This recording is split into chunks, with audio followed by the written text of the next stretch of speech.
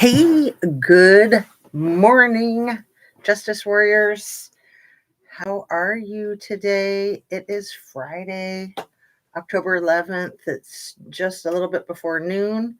Hit the like button coming in if you'd be so kind.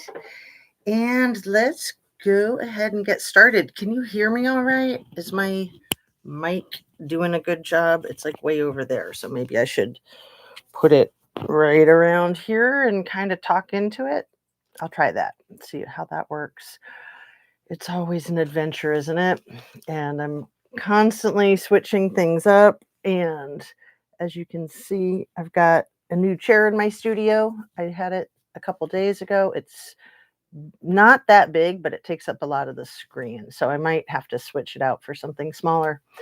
But in the meantime, I've got my big comfy chair. I've got all my fun lights and everything. And please make sure you're still subscribed. You might have inadvertently gotten unsubscribed, or if you haven't subscribed, if you don't mind hitting that button, it does a world of wonders for the channel. Share a video of mine if you like, and turn on your notification bell to ring if you like. All my videos are made for YouTube. It's an entertainment platform, but I do try to be educational, and I'm simply here to state my opinion, try to start up a conversation, and everything I say is simply that. It's simply an opinion, and I'm allowed to have an opinion, right? We all are. So, yeah, let's go ahead and get started. I made the title of this video something about cops getting away with red rum. Man, does it happen all too often. So you might not recognize the photograph that I put in the thumbnail. This is a detective, Stephanie Lazarus, who came up for parole last week on October 2nd. And so they did an expose of the case on 2020. And you guys know I love shows like 2020 and Dateline and 48 Hours. I'm big into documentaries. So I watched it. The Killer Down the Hall is the name of it. If you're interested, hello, Annabes. How's the sound? Nice to see you, my dear. How are you today?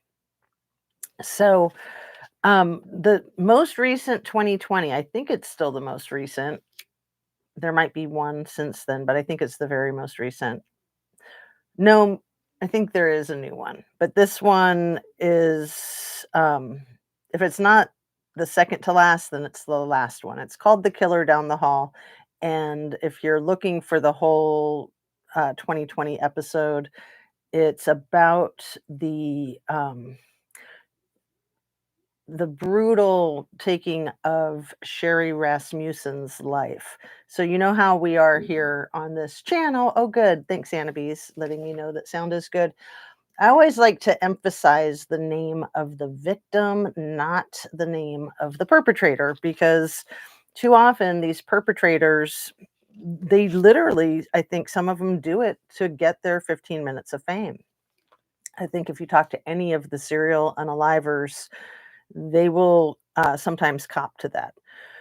So this was a terrible case from 1986, and the unaliver was hiding out as a detective in the Los Angeles Police Department for 20 some years before they finally figured out that it was her. And there's a lot of suspicion of why that took so long. Sherry Rasmussen's family is now has filed a lawsuit against the Los Angeles Police Department. And I'm glad they did, because this kind of crap happens all too often. The cover-ups, the taking of someone's life is bad enough, but then to add insult to injury, you've got a whole department of covering it up. And that's where the blue backing the blue goes awry. That should never happen. It makes all the law enforcement look bad. So, let's see.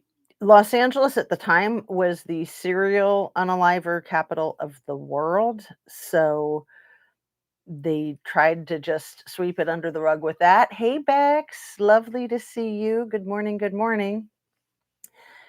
And the thing that is so fascinating about this case, one of the many things, is that we have the perp as a woman. Very uncommon, especially because she took Sherry's life ultimately with a gunshot wound.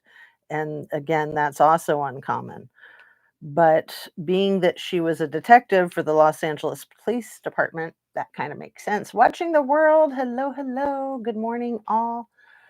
So I'm outlining this case of Sherry Rasmussen that is back in the spotlight because the Red Rummer tried to get parole again just at the beginning of this month. I think it was October 2nd that she was denied parole for a third time. So she remained free and virtually undetected and employed by the Los Angeles Police Department for 23 years, I think. Or no, it was 23 years she um, before the case was solved. So yeah, she did. She worked there from 1986, I think prior to 1986 when this terrible incident happened to Sherry Rasmussen. And then the case stayed cold until December of 2009. So let me read you some of the notes that I took, some of the highlights.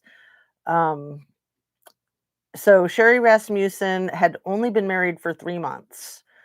And this, I'm going to give you the spoiler alert that the assailant was an ex-lover of her husband's, and she'd been stalking both of them for a while.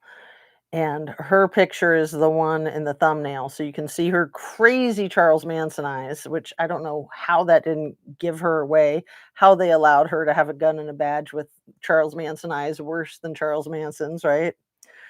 Man, her name is Stephanie Lazarus. So she was finally convicted in 2012 for the homicide that happened in 1986. And she was a detective at the time of the homicide.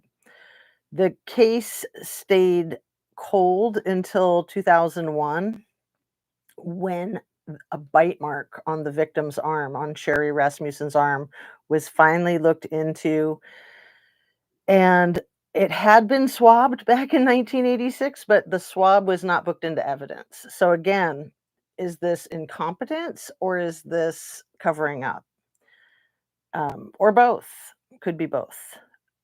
So, but as soon as they tested the swab from 2000 or the in 2001 when they tested the swab that was from 1986, they realized it was a woman's DNA profile. So up until that point in time, they weren't looking at women, even though Sherry's husband had mentioned to the detectives that he had had a fling with this coworker of theirs. He gave them her name and everything. Okay. And they again didn't document it, ignored it. Um, and the lead detective on the case did not do an interview with the husband. Can you believe that? So the husband had a good alibi because he was at work. But still, the lead detective should have done the interview with the husband, especially when he mentions that he had a fling with somebody that happens to be employed in their department. So that makes me think that that was intentional, that the lead detective intentionally didn't have the interview with the husband. But again, whether it's intentional or not is almost immaterial. It's his job to do that. So whether he's going to try to pull the buffoon card and say, "Oh, I'm just an idiot. I didn't know any better." Um, or if he's going to say, "Yeah, I was trying to cover up for my coworker," which we know that's not going to happen. Jazz, you have so much information. You were made for YouTube. You are too sweet, Anna Bees. So she walked free and she was a detective when she did it or climbed the ladder since 86. Great question. She was a detective when she did it, I think. She definitely already worked for the department because I watched it a second time to make sure I had my facts straight. Um, and she was already employed with them. I believe she was already a detective, but then she continued to climb the ladder for the next 23 years until, am I doing my math right? 23? I can't do math when I'm on live. Let's see, 20, 2009, 86. That would be 23 years. Yes, I think I did my math right. It's funny how some parts of my brain work when I'm live and other parts just totally shut down. Uh, I guess I should like keep my cell phone on my person because I am not kidding you. As soon as I pick up the cell phone, it seems to like activate the brain like I have a computer chip in me or something. It's pretty creepy. So yeah, the lead detective failed to do the interview with the husband, even though the husband had confessed to the relationship. Um,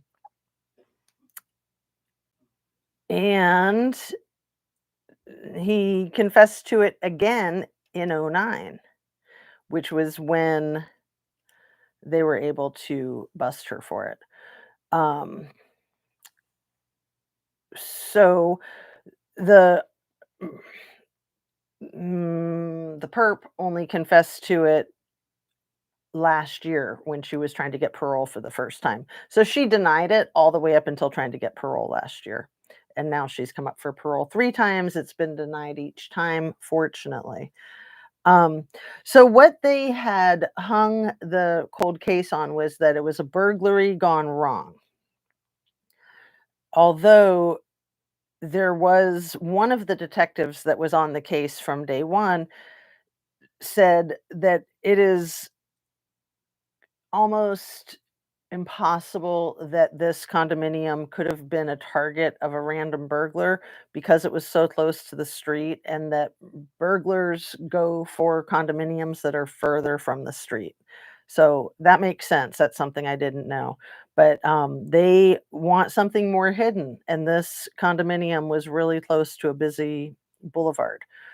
And Sherry's father, the victim's father, had um, told the detectives about the coworker of theirs having an affair. Not only having an affair with the husband, which was before they got married, um, but then he later confessed that he somehow ended up in bed with her right before the wedding, right? He didn't confess that until the trial, I don't think, in '09. And then what was it? Was it like 2012 before she was convicted, I think? Um,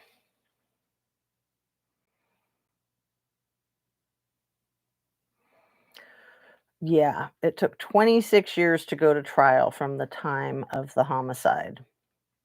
The husband had told the investigators in 2009 about the affair right before the wedding. I want to say,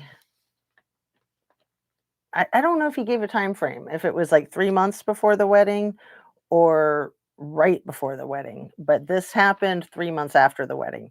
And the family, the parents of the victim had told the detectives about, their daughter telling them that she was being stalked by one of her husband's ex-girlfriends. That wasn't really a girlfriend, but more like a, friends with benefits kinda thing. And the parents had told them that this was one of their police officers, and so they didn't even write it down. They didn't even write it down, so it wasn't in evidence. So that's where this lawsuit, definitely has teeth. Um, However, for the parents to be able to prove that they disclosed that, There's like a little scribble of a note in a notebook. This was fascinating. I think that was in '09 when they scribbled in the note. Let's see. I wrote down this. 2 years later, the widow this was 2 years after. The the widowed husband called to tell them the name Stephanie Lazarus, and a scribbled note is found with her name and P.O. written next to it.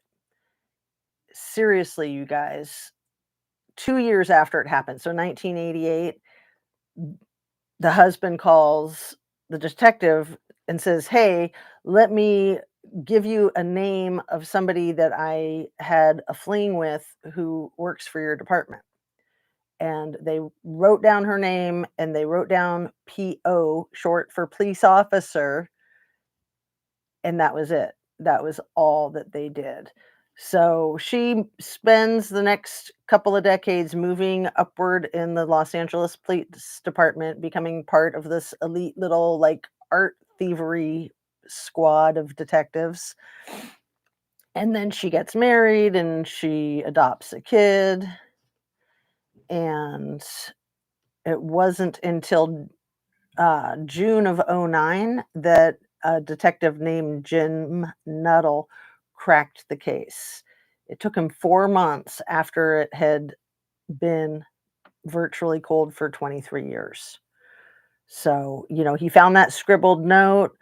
He talked to the parents. There was, Stephanie was mentioned as one of 2 people that the daughter had trouble with, that Sherry Rasmussen had conflicts with at the time of her expiration, and they took DNA from the coworker that she had a run-in with that was just simply like, regular coworker stuff. They were nurses, and Stephanie was, one of the 5, and the other 3 were all family members of, Sherry. So, they did the ruling out of the 3 family members' DNA, they did the ruling out of the coworker, the nurse, her DNA, and so all 4 of them were cleared, and then they finally got Stephanie Lazarus DNA from a straw of a soda pop that she bought at Costco and put in a trash can, and they were surveilling her. They retrieved it, they matched the DNA, and then they met with her and, basically let her know by the end of the interview that she was busted.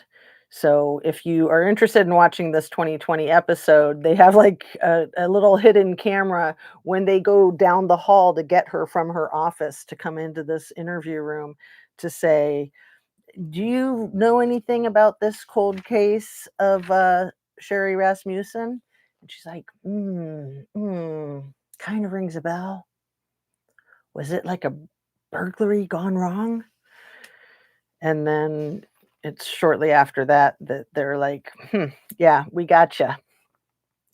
And like I said, she denied it from '09 all the way up until last year. So for 24 years after she was busted, she denied it. And then she only admitted it last year because she was trying to get parole. And you kind of have to admit to your crime and try to express some remorse in order to get parole. If you're still denying that you did it, you're not going to get the parole.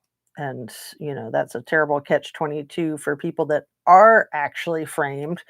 And that was her defense attorney's defense was that she was framed, right? Of course. So no, the husband wasn't involved. Hey, Granny Nanny. I know the whole episode, Anna Bees, I was thinking, oh, the husband's definitely involved. He put her up to it. No, he didn't.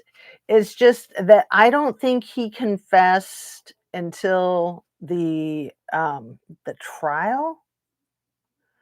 I don't think he confessed until '09 that he had, like I said, somehow wound up in bed with her right before the wedding.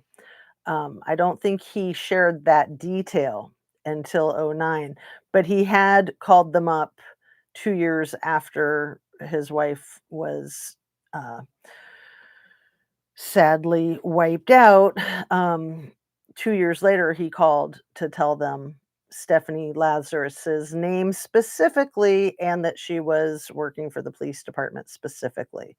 And they had that scribbled note to um, verify that that was true and accurate, and that was all.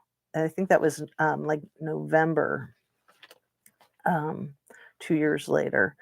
But let's see, it was 26 years before it went to trial from the time of the homicide.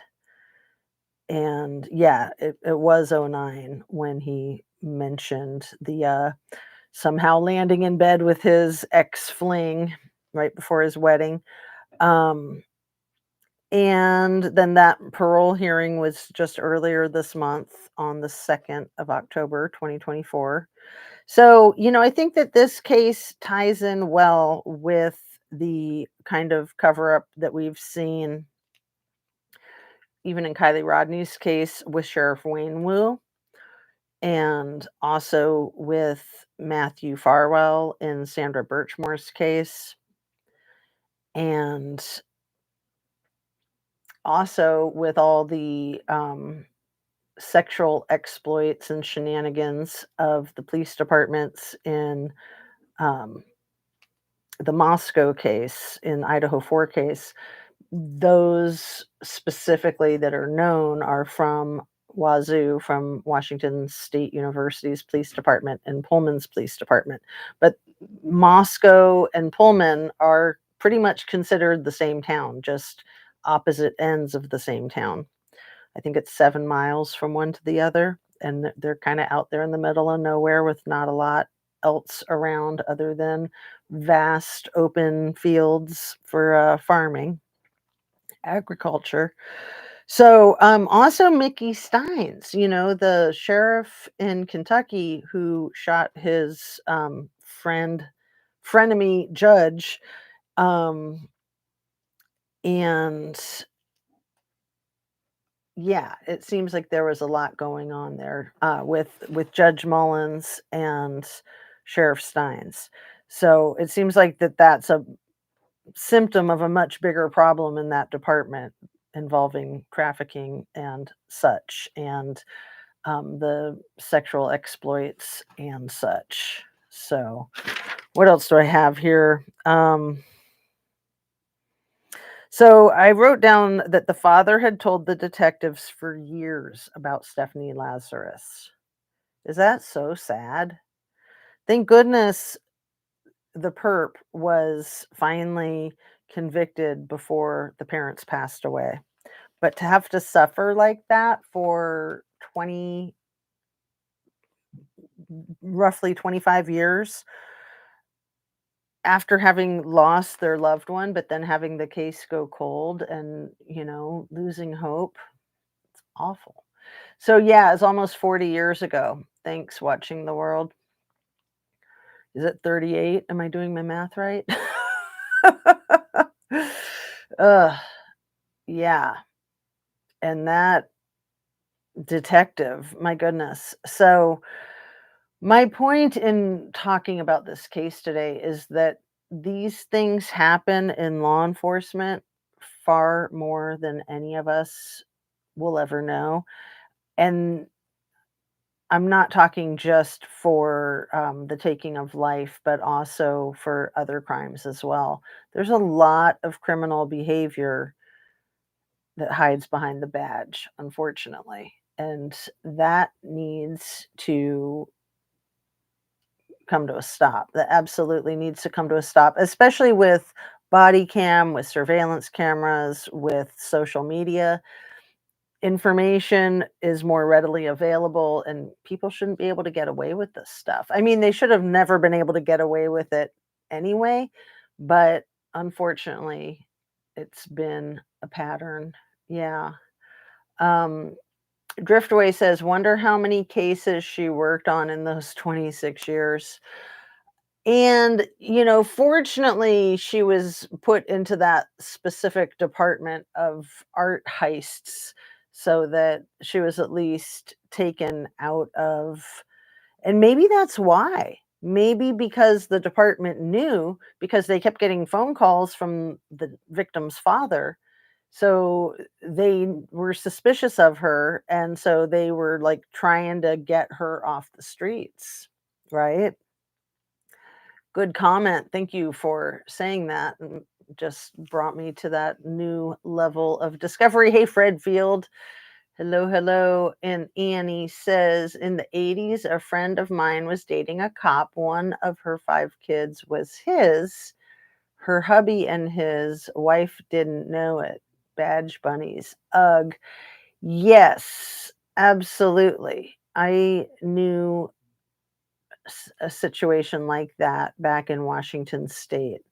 I knew a situation exactly like that.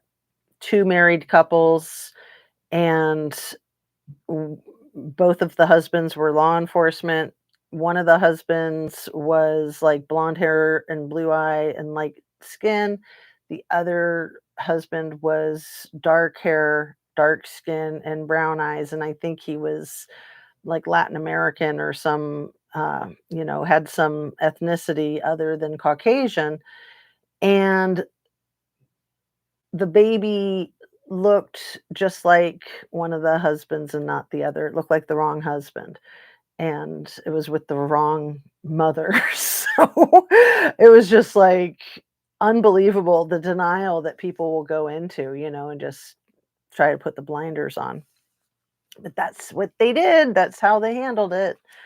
Um, and yeah, somebody was asking me in one of my last lives about my marriage with, I've been married for a long time. My husband has not been in law enforcement for the entire duration of our marriage or our relationship. We got together in 90. We got married in 92. He got into law enforcement roughly, I think, around the year 2000. So, is that right? 24 years? Maybe not. No,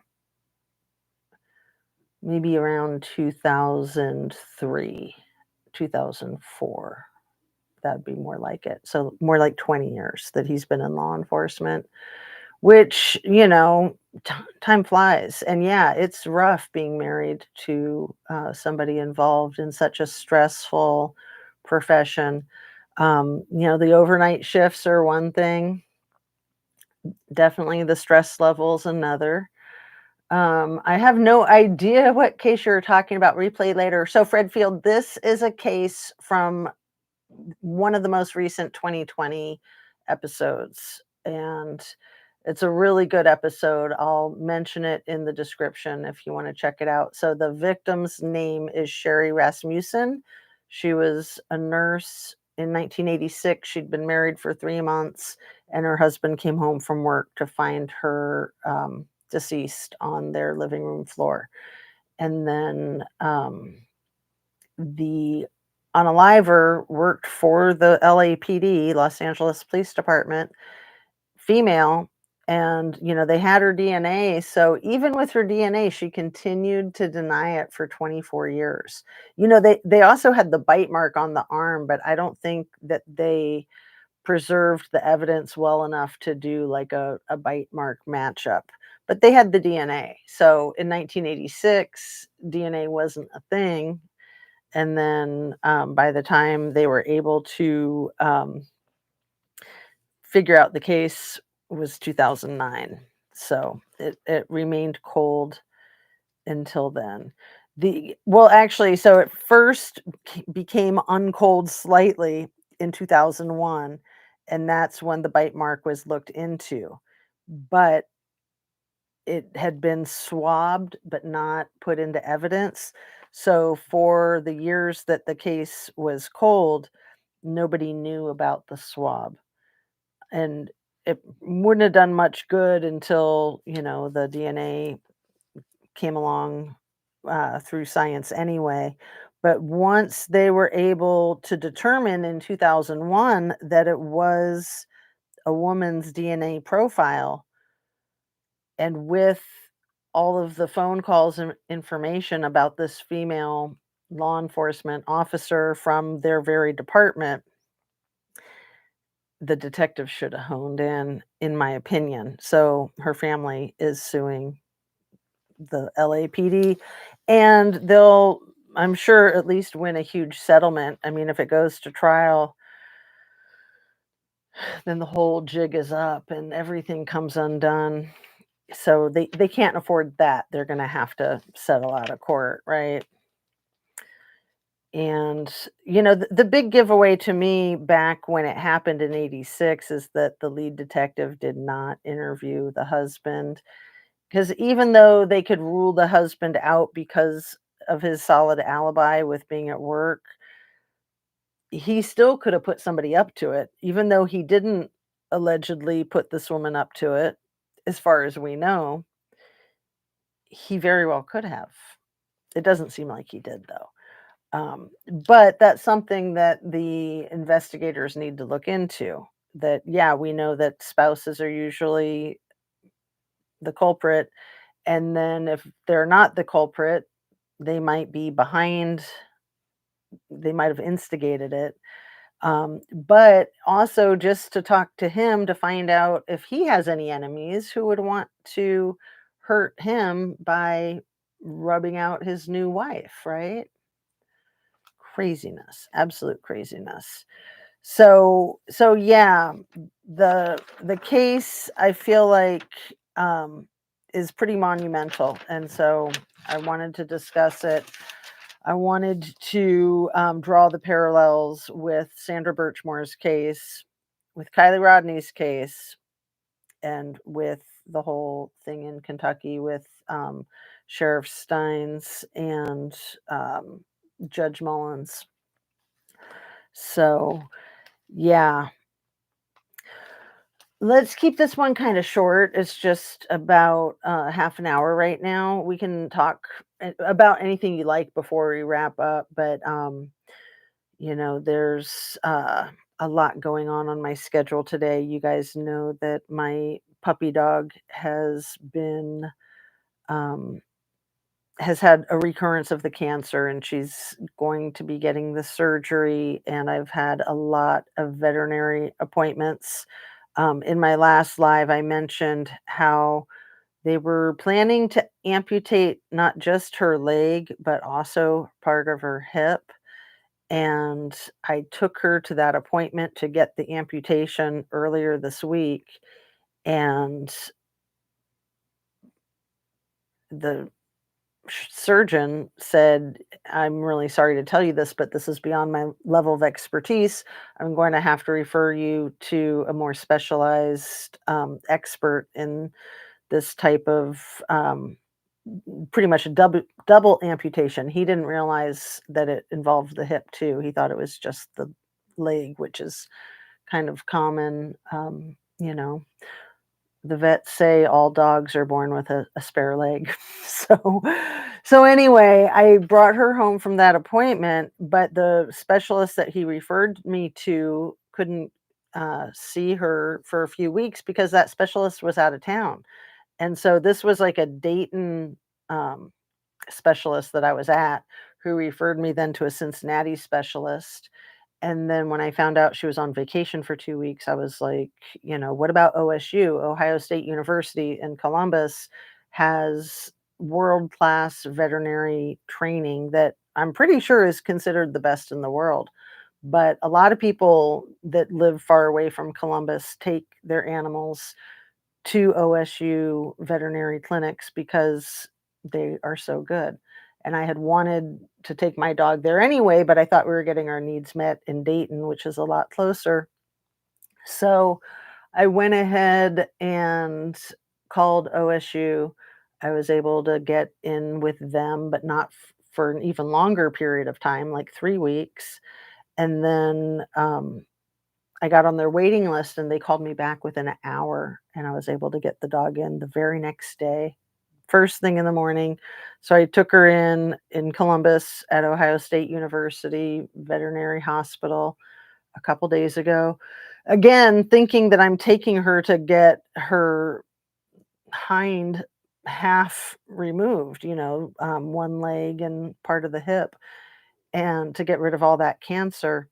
And then they had a very different opinion. They said, no, we can remove the cancer, not all of it, but we can treat the rest of it with radiation. And I was like, wait, you mean you don't have to remove the leg? Are you sure? so so that's the good news, is that she gets to keep her forelegs. She gets to keep her extra leg, but it's going to take a couple of weeks to get that surgery done. So, it's growing rapidly. So it's really nerve wracking. Of course, there's no guarantees, but they're pretty confident that they'll be able to um, get most of it and then get all of it with the radiation. But still prayers for the dog. So there's all of that on top of all the regular stuff, like with the kids and, family and volleyball games. Volleyball season's almost over, so that will free up a lot of my time. The last games are this weekend, so and that's about it, you guys. So I'm gonna wrap up so I can get on with all of these things, and I'm going to continue to look into these cases as I do.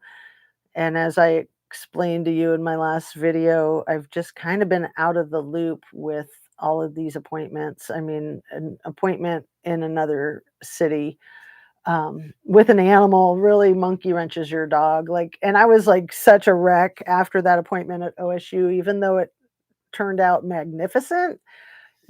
I was so worked up to come home with this dog in bandages that I was going to have to carry and help toilet and all this crazy stuff. I mean, I was a wreck when they told me the good news. Of course, I burst out in tears because I was so relieved. And then, I was just exhausted from all of that emotional roller coaster. So, if anybody's still here and you have anything else you want to talk about before we wrap up, otherwise, I'll just go ahead and end the stream. And thank you for being here. If you're in the live, lurking and not able to comment, or if you're on the replay crew. Oh, and you know that Watching the World says for seriously, they are like kids. Yeah, totally. I know. I mean, I can't imagine if this was actually, I like to call them the skin dogs. We call our fur babies the fur babies and our skin dogs the skin dogs. I got that from a comedian recently, few months ago, and I just think it's hilarious. And of course, the comedian says it so much better, and then they say some other funny stuff too that I won't try to repeat because I can never do it as good as them. I'm a terrible comedian. I try. It's kind of like one of my fantasy professions is to be a stand-up comic, right?